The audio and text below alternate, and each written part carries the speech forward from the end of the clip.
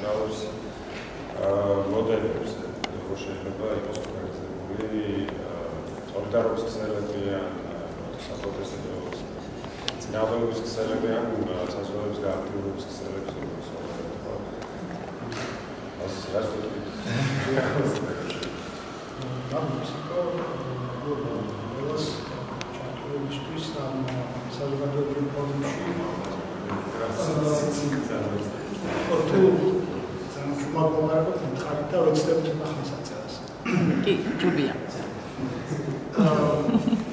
მე თვითონ ჩვენ საზოგადოებრივ ფორუმზე თქვა ორიოდე სიტყვა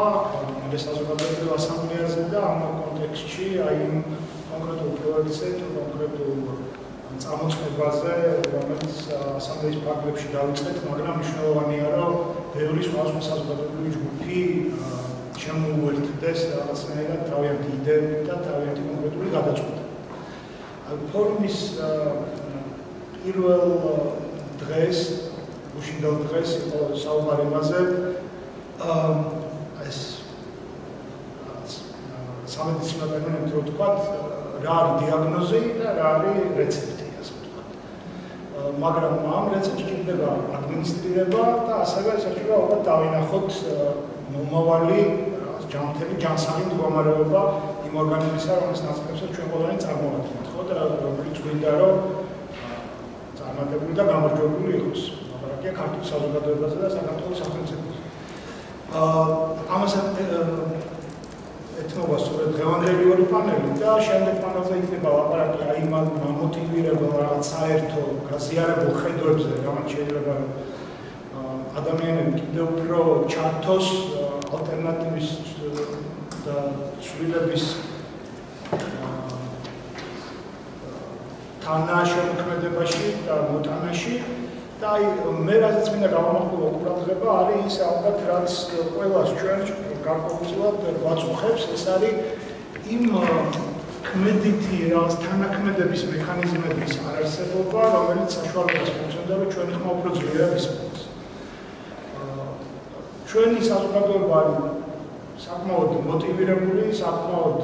ბევრი სხვადასხვა საზოგადოებრივი ჯგუფი იქნება თუ პოლიტიკური აქტორი არის ჩართული აი ამ დღევანდელ პროცესებში და არა მხოლოდ დღევანდელ პროცესებში, იგივე დაკვირვების არჩევნებზე დაკვირვების კონტექსტში იყო ბევრი ადამიანი ჩართული თვითორგანიზებულად გარკვეული ორგანიზაციების დახმარებით. ასევე ჩვენ გვაქვს დაკვირვებდა რამდენიმე გამოცდილება როგორ პასუხობს საზოგადოება გამოწვევებს, როგორც არის სამაშველო მისია, რომელიც სპონტანურად თვითორგანიზებულად გარკვეულ წარმატებას აღწევს, მაგრამ საუბედუროდ მაინც ფრაგმენტირებული რჩება ეს ძალისხმევები და რაღაც ჭკვიანური სინერგიები აკლია მთელ ამ პროცესს, როდესაც ჩვენი რაოდენობა, ჩვენი რაღაც ნება ესე დეცენტრალიზებულად, მაგრამ მაინც კონცენტრირებულად იქნება გამახატება ჩვენი ხმა უფრო ძლიერად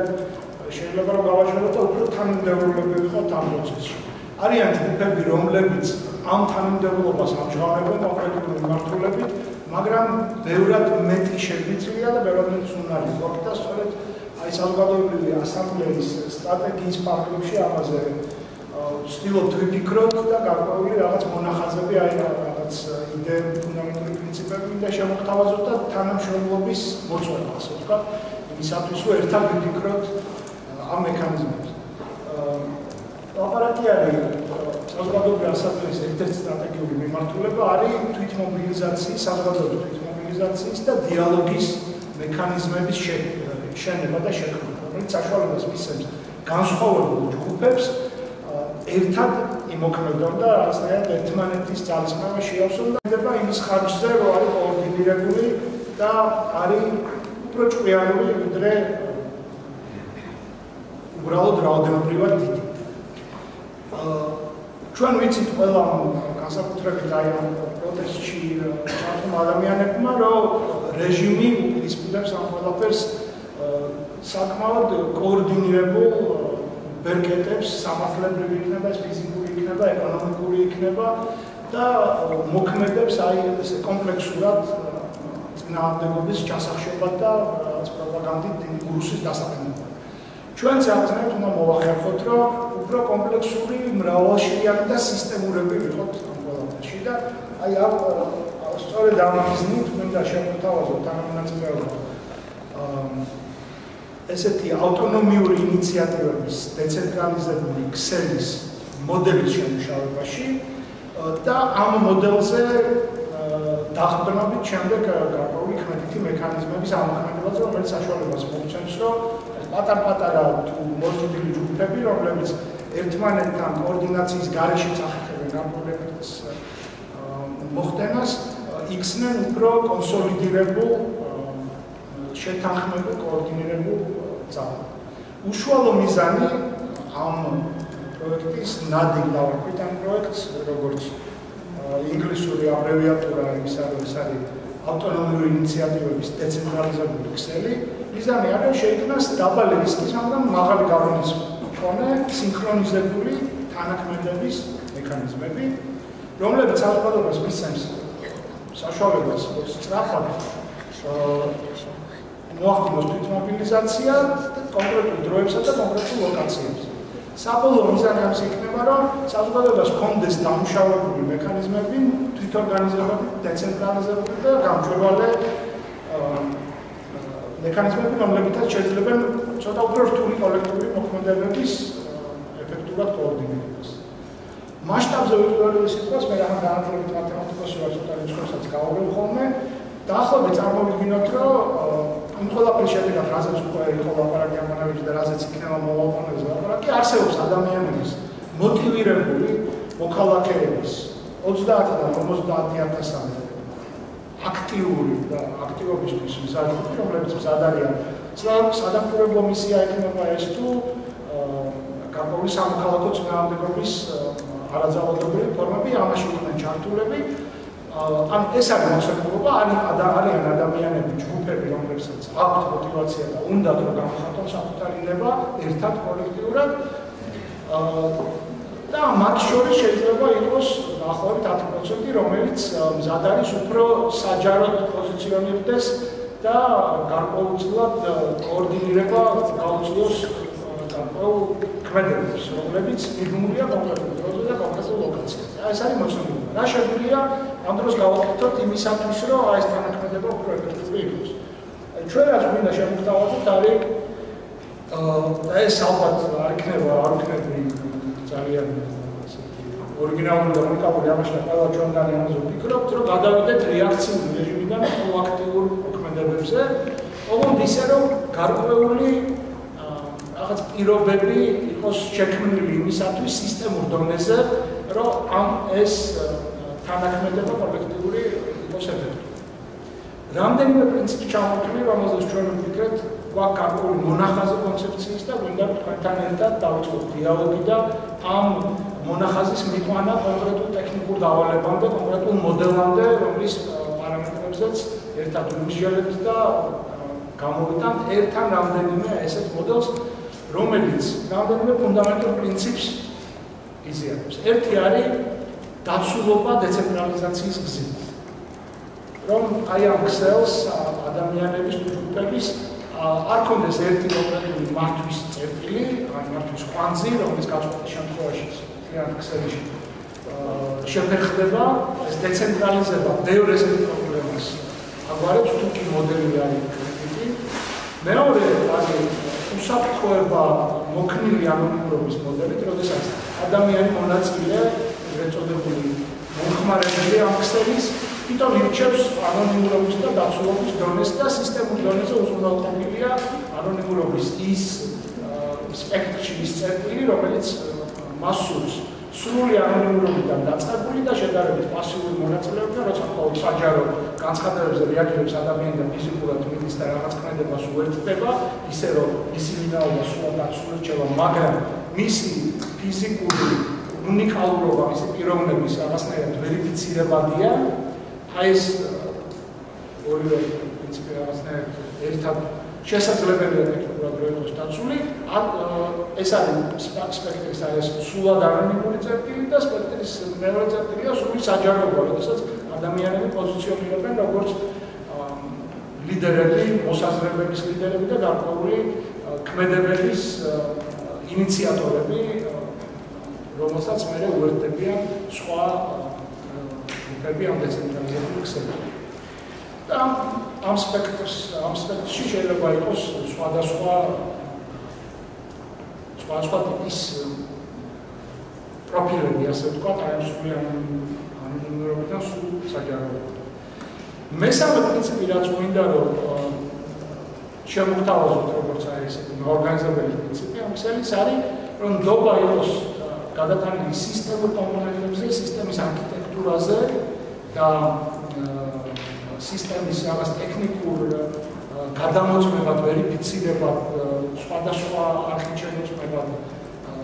კომპონენტებზე და არა მაინც და მაინც ადამიანებზე. ისე რომ სხვადასხვა ჯგუფებს, რომლებიც ერთმანეთს იცნობენ და ენდობიან, სამწუხაროდ გამოჩნდა ამ პროცესში, რომ ესეთი ჯგუფები საკმაოდ მცირე რიცხოვანია ჩვენ რეალობაში, სადაც ეს ნდობის ეროზია არ შეღწეული. ეს ჯგუფები არ იყვნენ დამოკიდებული ურთიერთობაზე და ერთმანეთის ვინაობის ცოდნაზე და ერთად მოქმედებაზე, არამედ სისტემურ დონეზე იყოს ეს რაღაცნაირად გადატანილი ის მექანიზმები, შესაძლებელს ქმნიდეს მათ სინერგიას და ეს კიდე ერთ ახალ სიტყვას გამოვიყენებ ჩემთვის ახალს, რომელიც ამ პროცესებში შეისწავლე, სტიგმერგიის ეფექტს შექმნიდა. დაახლოებით ისე, როგორც ბუნებაში სხვადასხვა მარტივი ორგანიზმები რაღაც მარტივი ურთიერთქმედების წესების საშუალებით ქმნიან კოლექტიური გონის თუ კოლექტიური ინტელექტის ეფექტს.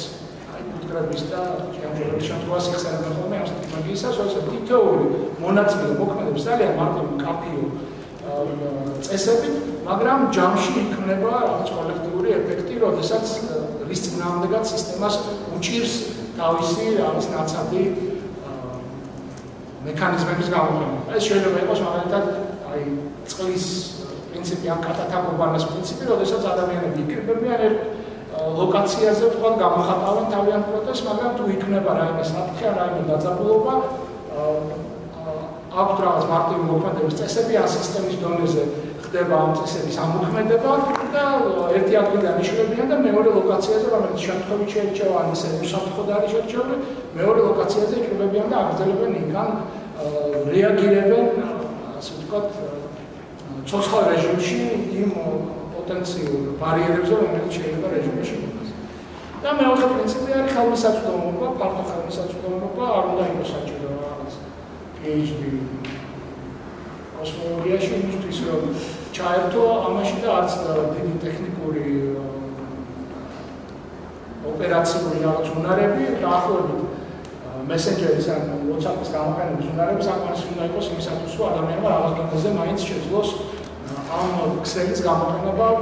და გამოყენებაში დახმარებისმოთ. ახლა ამაზე სჯობს მე სამუშაო ჯგუფთან ერთად უფრო დეტალურად ვაპარაკოთ, მაგრამ დაახლოებით ესეთ ფუნქციონალებზეა ვაპარაკი, რომ იყოს გარკვეული ამოცანებისა და გადასახცები მიზნების დაფა, სადაც ადამიანები შეძლებენ ინიციატივის წამოყენებას, რომ აი ამ ადამიანის დაფიებენ ამ ადგილას, ამ აქციის პერფორმანსის თუ რაღაც სხვა ქმედების მოწყობას და ამ თითოეულ ლოკაციას, ადგილს და შინაარს ექნება გარკვეული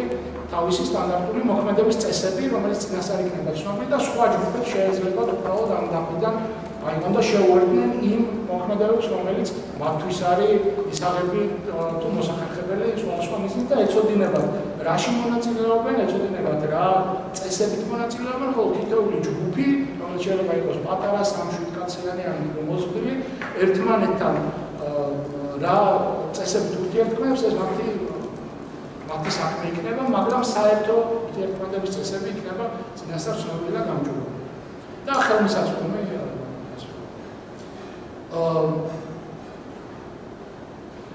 ხო, რამდენიმე დეტალებში ვარ შევიდე, ძალიან რამდენიმე სახელმძღვანელო პრინციპი არის, ესეთი სისტემა და ქსელი შეიძლება ბევრნაირად დაეწყოს, ერთი მიდგომა არის მაგალითად უკვე არსებული ეკოსისტემების, ინფრასტრუქტურების გამოყენება, ვთქვათ, უსაფრთხო კომუნიკაციისთვის არსებობს გარკვეული ინსტრუმენტების ნაკრები, რომელიც შეუძლიათ ჯგუფებმა აირჩიონ და თვითონ გამოიყენონ ერთმანეთთან კომუნიკაციისთვის, არსებობს ასევე უსაფრთხო პროტოკოლები ინფორმაციის მიმოწვრის, არსებობს გარკვეული ცენტრალიზებული, მაგრამ დიდი ინფრასტრუქტურა ეკოსისტემები, როგორც არის მაგალითად Google-ის ეკოსისტემა, საიდანაც შეგვიძლია ინსტრუმენტები გამოვიყენოთ ერთობლივი ქმედებების დაგეგმვისთვის. მოკლედ, არის ეს მიდგომა, რომ არსებობს ინსტრუმენტების ნაკრები და მარტივი ინსტრუქციები, როგორ გამოვიყენოთ რა სიტუაციაში ეს ინსტრუმენტები და არის მეორე მიდგომა, რომ უბრალოდ შევიმუშაოთ ახალი ინსტრუმენტი ჩვენივე ძალებით იმისათვის, რომ გამოვიყენოთ აი კონკრეტული ორგანიზაციული ამოცანებისთვის. ანუ ლაპარაკი არ არის ამ ეტაპზე ყოველ შემთხვევაში ჩვენ დაწყებული გვაქვს რა გვაქვს კონცეპტუალური მონახაზი დაახლოებით რა პარამეტრები იქნება მნიშვნელოვანი ამ მოდელისთვის ჩვენი უახლოესი ამოცანა არის თქვენთან ერთად შევქმნათ სამუშაო ჯგუფი ერთი ან რამდენიმე სამუშაო ჯგუფი და გავაგრძელოთ ამ მოდელზე მუშაობა იმ მიზნით რომ მინიმუმ ერთი და უკეთეს შემთხვევაში ორი ან სამი მუშა მოდელი დამუშავებული მოდელი წარმოვადგინოთ საზოგადოების წინაშე და მზა დაახლოებით იმისათვის, რომ უკვე სხვადასხვა ჯგუფებმა სცადონ მე ამის ტექნიკური იმპლემენტაცია ერთი თუ მეორე მიდგომის გამოყენება. ესე იგი, მინდა მოვიდეთ გარკვეულ white paper-ამდე ისეთ მოდელის ისეთ სახემდე, სადაც უკვე არჩეული იქნება გარკვეული კონცეპტუალური მიდგომები ერთად შეკრებილი და მთლიანობაში წარმოდგენილი ეს როგორც ქმედითი მოდელი იმისათვის, რომ მოხერხდეს ამ ფრაგმენტირებული ჯგუფების თანაქმედება. ხო, პრაქტიკულად ლაპარაკი არის რაღაც სოციო-ტექნიკურ მოდელზე, სადაც იქნება სოციალური მომენტი, ჯგუფების ურთიერთქმედების და კომუნიკაციის და იქნება ასევე ტექნიკური უზრუნველყოფა ამის, რომელიც ითვალისწინებს ანტიფრიფეობის მედეგობის გარკვეულ მოთხოვნებს, რომელიც მდგრადია სხვადასხვა ტიპის შეტევითისთვის თუ შეტევის მიმართ თუ გარკვეულის მიმართ. ასევე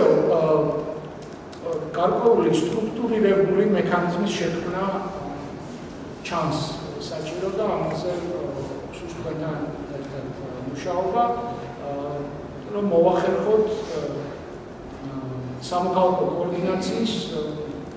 მედეგი, უსაფრთხო ეფექტური დეცენტრალიზებული პარადიგმის შექმნა მასზე დაახლოებით კი კონკრეტული მექანიზმების, რომლებიც შეძლებენ კონკრეტულ თანაქმედებას საერთო მიზნებისკენ ერთად სულს. აქ მგონი შეჭერდება.